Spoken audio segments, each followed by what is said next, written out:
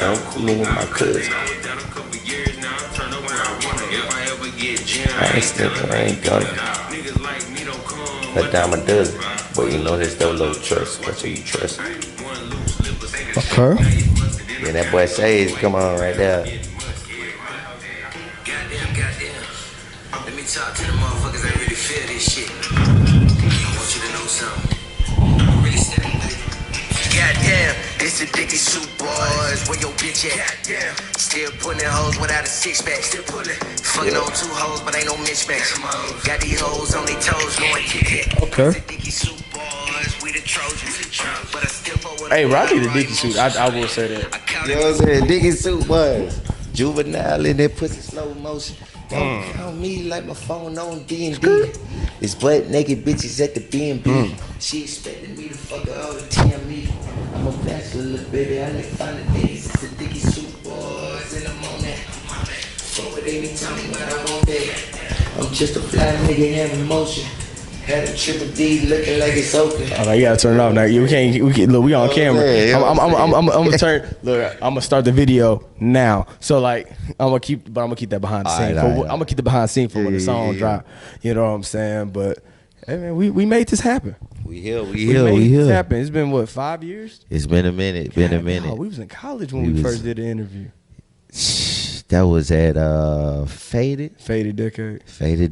2018. That's crazy. I think you was like my 5th interview. That's crazy. That's legendary though. Yeah, that's legendary. We like 100 something in now, but we was like my 5th one. Damn. But you know what I'm saying, boys? Had to come back. You know what I'm saying, boys? Had to come back. Spit it black. Facts. He had to come back and do this talk. We got to do this talk.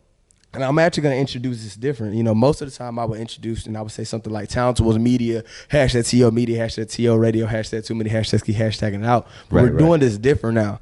So I think it's nice to announce doing the interview with you. Guys, you can tell in the title, but we're rebranding this interview part. Okay. This is now the Journey with Jay Shep. The Journey. The Journey with Jay Shep. These are talks and conversations that I will still have interview-wise beforehand. Ain't nothing really changed but the day, but we just have to really officially put it as the Journey with Jay Shep. I like that. And I'm not gonna do it like episode 1 because we got so many episodes already out. But I'm saying this is the start of me saying like, "Yo, welcome to the Journey with." Well, Jay you know, Shep. this should be episode 1. Goddamn it, this should be episode 1. Goddamn, let's do it. My boy right here. So look, I got to introduce you correctly. Yeah. First and foremost, guys, I have my phone out. I am your great host. I am the one, the only. I am the TalentedOnes Jay Shep. Yes, sir. CEO of TalentedOnes Media, creative director, entrepreneur. Shout out to the TalentedOnes team. And I have my phone out here because a guy like this, I feel like you cannot like introduce him wrong. Like I knew him when he was O.P. Hendrix. I knew him before the name switch. Okay. I knew him on his journey trying to figure his way out to where he is now. Yeah. I don't even need the phone no more. I'll say this right here.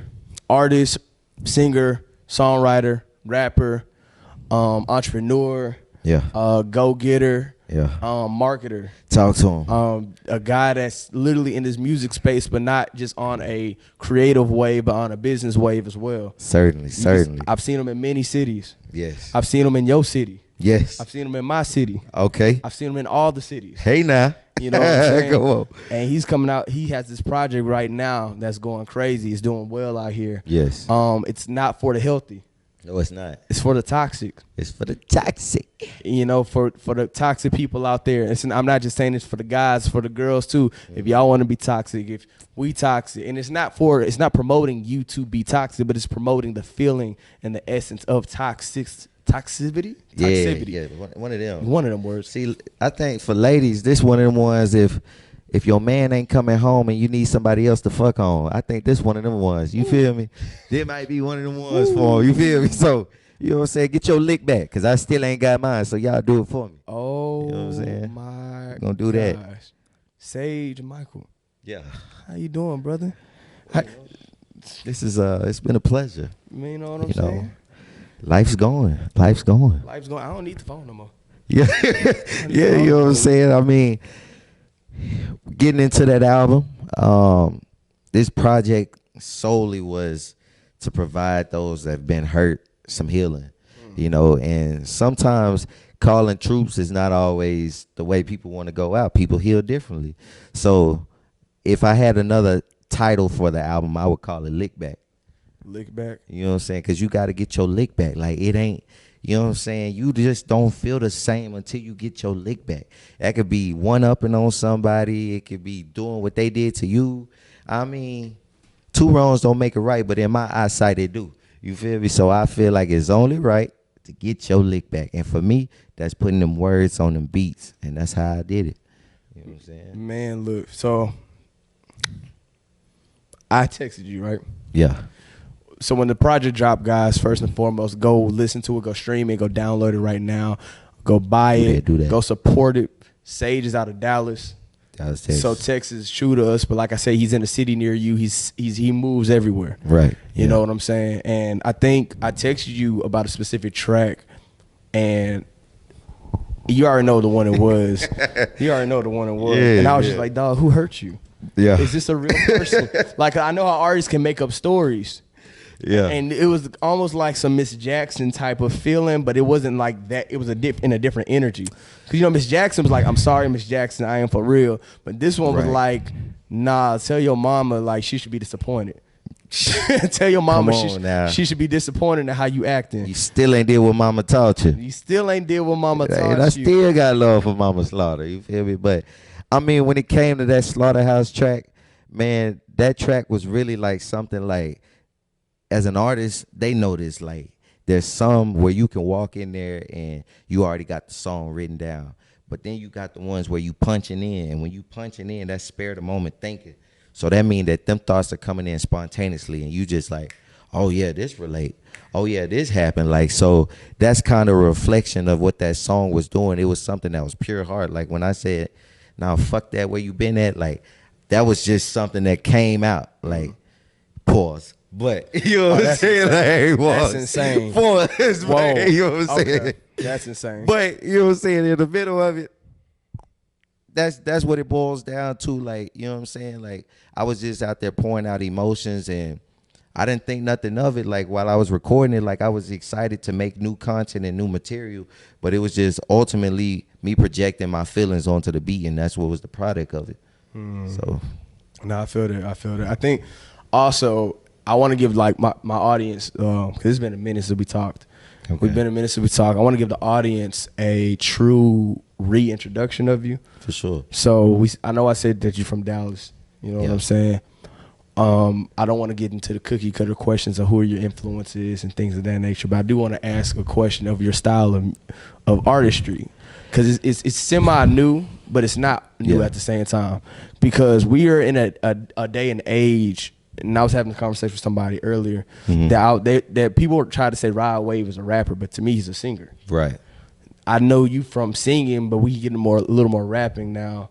Do we just what do you believe in artists being categorized, or do you believe that artists just are artists and they can do multiple things? Well, as part of growth, it all starts off as like it has to evolve. Like, a lot of people that know me from back home know that I started off doing poetry, and that poetry turned to rhyming. So I used to be rapping in the lunch rooms and everything, on the bus, going to a game or a track meet, whatever it was. And I eventually taught myself how to sing. I grew up listening to Usher, Michael Jackson. One of my favorites that y'all can tell is Breezy. You know what I'm saying? That's a heavy influencer. Dancing ass nigga. Yeah. Yeah, Breezy. And on the rap side, I always wanted to be like Kendrick Lamar or Drake. You know what I'm saying? I would listen to those. Like, I know a lot of people come on here, man, Run DMC. Man, you wouldn't listen to that shit. Man, stop it. Like, no disrespect to the OGs, but I'm just saying, like, they know they wasn't inclined to that type of music. We was born in what, 97? 97. Yeah, we was born in 97, so, like, that's not a thing. Like, I mean, for you to be that intrigued by that type of music, you have to be like a historian. Like, if you don't know your facts, which is something that all musicians should know, but if you don't really look into music like that, you gonna go to Lil Uzi, You know what I'm saying? Whoever it may be, something like that, but you're not really digging that deep in the bag. But yeah, man, so as far as what to see for me is just something, a different sound. I want to be able to sing and rap. I want to be able to put out an album that you have to gauge just from the title. What am I going to put out? Do you think that it's going to be a singing song, a rapping song? If you say I sound like Drake and you say I sound like Kendrick and you say I sound like Omarion, whoever it is, notice that you said 3 different artists all in one. That sounds like 3 for 1 for me. You know what I'm saying? So yeah, it was Weezy broke that down when he was talking about Drake in an interview. He was talking about like, well, he can come do an R&B night one night and the next night do a rap night. Right. You know what I'm saying? Right. It's the diversity in that conversation. Those things right there really like allude to true artistry in my mind. And so seeing how you've been moving, I actually want to ask you a business question because this can go out for whoever's listening. You know what I'm saying? Gotcha. Okay. Tom, let's talk about how to roll out music. Man, because you're doing really well. I just saw the Billboard in Dallas. Yes, congratulations. Yes, thank you. And we were talking about methods behind the scene, but I want you for the artists that would listen to this to get a really good glimpse of like, yo, how do you in this 23 day, like what's a good way to really roll out your music, or is just drop it and let it go? For one, I would say drop it and let it go. That's one thing that artists struggle to do. Mm-hmm. Like I got songs in the catalog that probably never will surface because I've held on to them for so long. And honestly, before I get to that part of it, this project was 3 years in the making, and the oldest song on there is 3 years, right? Which is the last song, Ready to Fall. But like, with the music, it's such a strategy of timing, market, knowing who your audience is. First thing first, you got to figure out who is your audience. If you don't know, you're just shooting for the stars with no true target. So like with the promotion side, it's very good that you build the character of networking. You have to be able to open your mouth. I tell people all the time, like, your words can get you into so many doors that keys can't. You know what I'm saying? Like, you know what I'm saying? It's a different level of being able to get into this market and see people for who they are and utilize them as tools to get to where you want to go. So those relationships are key. But as far as the way to market yourself, I would definitely say is you have to take a chance. You have to for sure have a budget. Because if you don't have a budget, you really out here just hoping for a viral moment, which we all know is just a once in a lifetime. It's a clap and a prayer. You know what I'm saying? Like, but speaking of prayer, faith without works. Like, you know what I'm saying? Like, you got to have something to go off of. And if you just want to play with it as a hobby, then it's probably not the lane for you. It's something that people really take serious, but they all in, put long hours, they full money, go broke over. So it's your own strategy. Like, I think the best advice is don't take no advice. You know what I'm saying? Because you have to learn it yourself. It's more valuable when you go through hell and hot water. You can understand that it's really hot. No, I feel that. On a business level, I definitely understand that. You know, we go back, like the journeys that we both had, we saw each other at the very beginning works. You know what I'm saying? And I actually want to take it back there because, like I said, this is the journey with Jay Shep. We got to really talk about how did we get here. Right. The last time I talked to you was O.P. Hendrix. He was a young man trying to figure it out. Yeah. Yo, what was that transition like to like, I'm going to switch my name up, I'm going to switch my style up a little bit, go through projects? Because it's not like I feel like you've done a linear growth, which a lot of artists should be doing the more you drop, figuring yourself out. But how has that transition been over the past 5 years of you growing and experiences? How has those experiences molded into the guy we see today?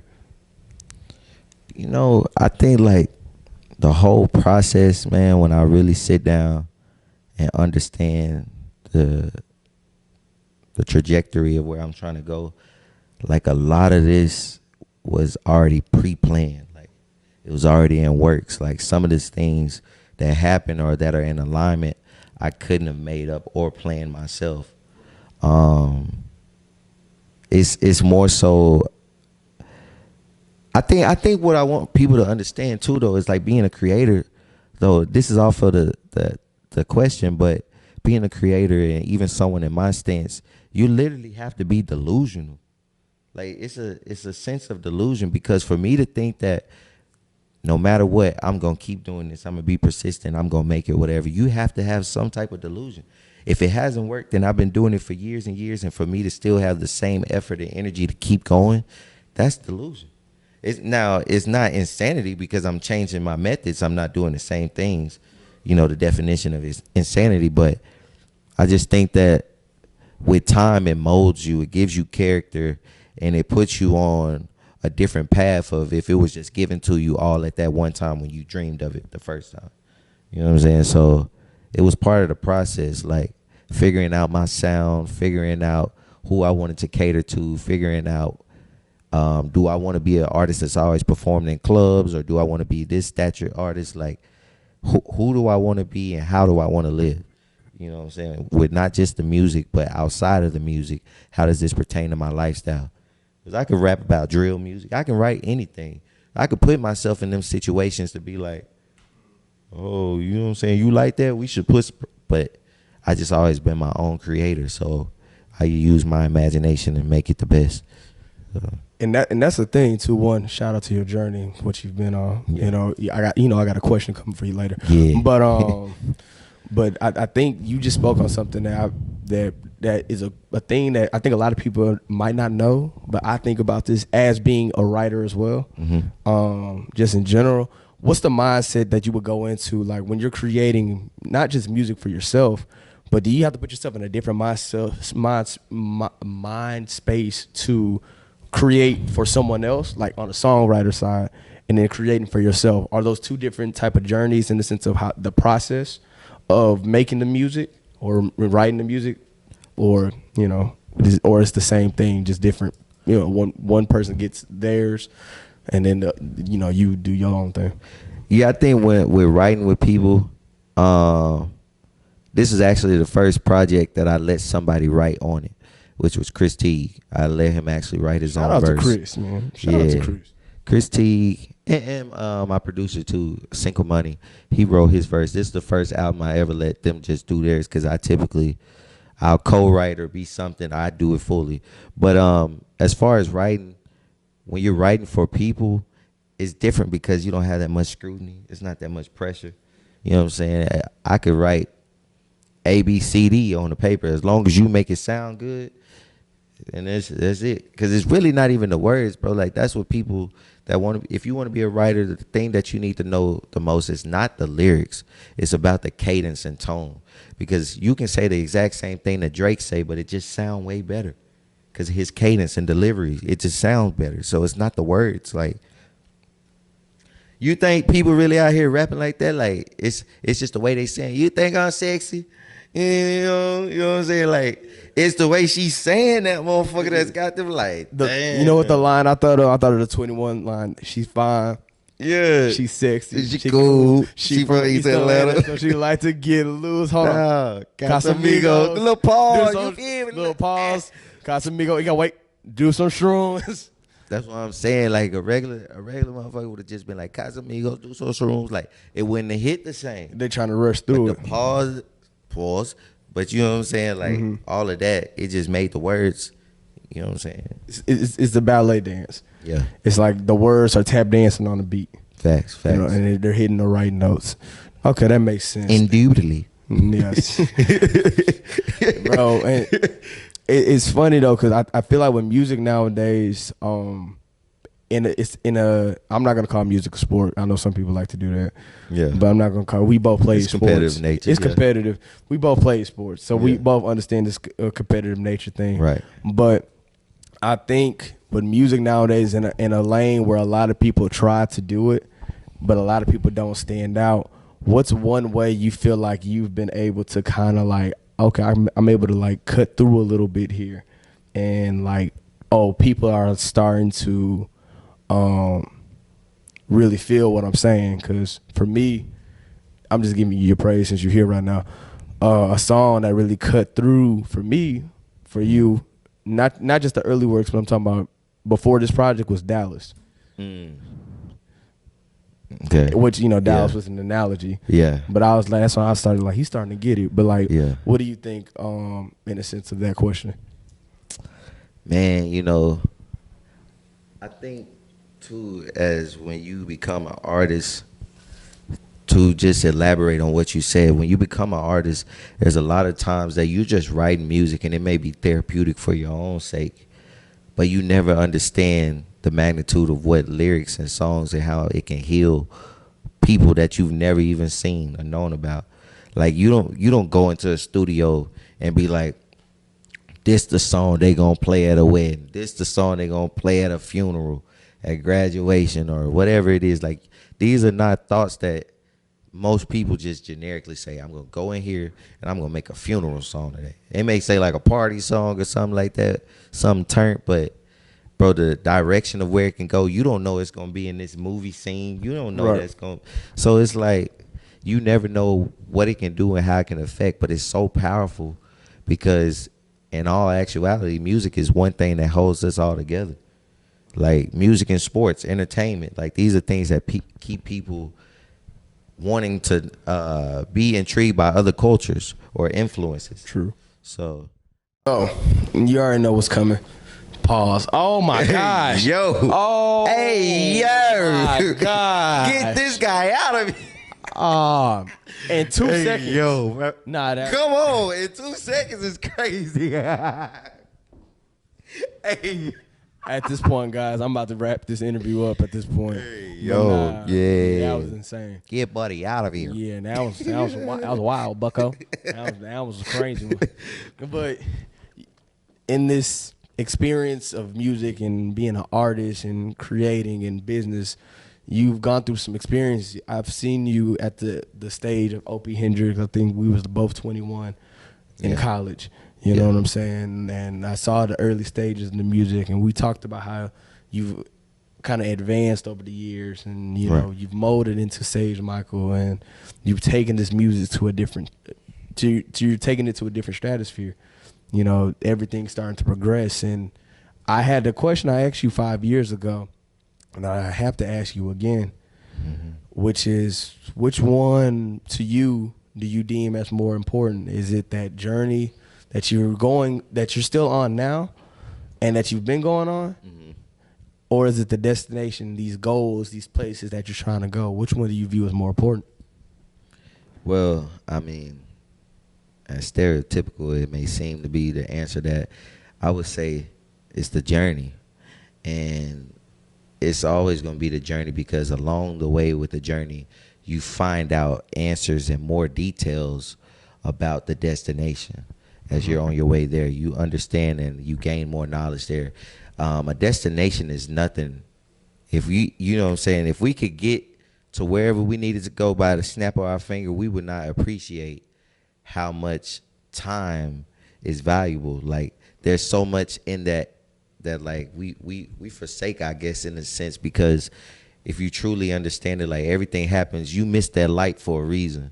You know what I'm saying? Because you could have went through it and got hit by somebody or something. Like, it's a reasoning for everything. And not to be like so deep into it, but it's just the process is so great and valuable, because once you get there and you don't know what to do, then the whole thing was pointless. Like, to have a destination and not do anything there is like you just sitting, like, your destination is the crib. Why? To go to sleep? Okay, what? You know what I'm saying? Like, there's no value in that. But along the way, I think you learn so much qualities of life, like, and there's so many characteristics that build and mold you and to prepare you for your destination. So that's why I think the journey is more valuable. I feel that, man. Yeah. I feel that. I feel like it's stereotypical for me to always say journey, just because I created the mantra and put it on some merch. But I really think that's the thing. The process, you know, the goals, the experiences. We only have one life, so doing these experiences is an amazing thing. Yeah. And for you, I think your experiences are just now starting. To be honest, they're just starting to kick off. What can people expect from you? This is the middle of this is the fourth quarter now of 2023. You know what I'm saying? What can people expect from you going forward and even going into 2024? Well, right now, I honestly got high hopes to drop an EP probably in November. Backdoor with an EP. Some singles gonna be coming out. Some major things up the sleeve that I just can't say right now. But I'm pretty sure when y'all look back on this interview, you be like, oh man, that boy was not lying. Yeah. And a lot of that comes from just like affirmations and just reassuring myself and speaking into the existence. Sometimes when you can say, boy, I got some big shit on the way. It may not even be no big shit on the way, but you speaking it into, so boom, there it is. You like, see, I knew it was going to happen. But yeah, man, like I really appreciate those that have been part of my journey, part of my experience, man. Like, I've been doing this music for a long, long time, bro. I'm 26. I'm doing everything that I can to make sure that I can maximize my opportunity while I still have my youth. And just growing constantly, each day learning. My grandmother always said, learn something new every day, die and forget it all. I mean, like, you know what I'm saying? It's information that we can use while we're here, but once we gone, how valuable is it? So, you know, just live your life and continue to grow. And that's my motive, man. That's what I'm doing. That's a very artist answer, and I love it. Yeah. I love it. Yeah. Man, one of them artists. Yeah, man. But that was a great response, man. I appreciate it. What do you recommend artists to do? I mean, just chase your dreams. You know what I'm saying? No. Tell me your influences. Yeah. Well, they look, it was just Drake. You know what I'm saying? Yeah, I grew up off of that. So did you grow up in the hood? Did you? I mean, my people from there, you know what I'm saying? Like, my granny stayed over there by P Street, you know what I'm saying? Nah, my favorite one is like, man, we come from these environments, man. Yeah. You know, from the gutter, from the trenches, you feel me? Hey. Shit was really fucked up out there, you know what I'm saying? I'm really fucked up about this shit, man. You know what I'm saying? And that's not to knock anybody but those experience. And that's not for real. Yeah. And that's not to tell the truth. I don't know. Shit. Yeah, and it's great. And it's not to knock those who have those experiences. I just feel like sometimes we can have different conversations. Right. You know what I'm saying? So I appreciate you for coming on the journey with Jay Shep. So are we deeming this as the first episode? Indubitably. Okay, so we're deeming this as the first episode. Yeah. Is the official journey with Jay Shep. Saige, I just need you to tell the people your social media real quick. And y'all can go follow me on all platforms. Saige Michael, SAIGE MICHAEL. Look it up. Toxic Lover is out. Apple Music, Spotify, all platforms. Follow me and join me on the journey. Shit. And this is the big step of the number one, never the number two. You already know what it is. Yeah, jam.